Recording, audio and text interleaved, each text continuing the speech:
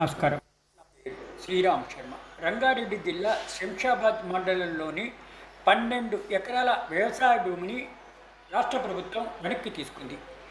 ఈ ల్యాండ్ ప్రభుత్వ భూమి అని దీన్ని ఇల్లీగల్గా కబ్జా చేశారని, అందుకే వెనక్కి తీసుకుంటున్నామని హైదరా అందులో ఉండేవాళ్ళని బలవంతంగా బయటకు పంపించేసి కబ్జా తీసుకోవడం జరిగింది 2 రోజుల క్రితం. ఈ ఆస్తి విలువ సుమారు 500 కోట్ల రూపాయలు అని అంచనా. ఈ భూమిని గత కొన్ని సంవత్సరాలుగా ఇల్లీగల్గా కబ్జా చేసి ఉంటున్నారు. ఏ ఓనర్షిప్ లేకుండా, ఏ హక్కు లేకుండా, ఏ అర్హత లేకుండా, ఏ డాక్యుమెంట్ లేకుండా ఇల్లీగల్గా ఆక్యుపై చేశారని. సర్వే నెంబర్ 17 సాతముటాయి గ్రామంలోని షెడ్స్ కట్టి ఇల్లీగల్గా ఉంటున్న వాళ్ళని నిన్న హైదరా బయటకు పంపించేసింది, తిరిగి ఆక్యుపై చేసుకుంది.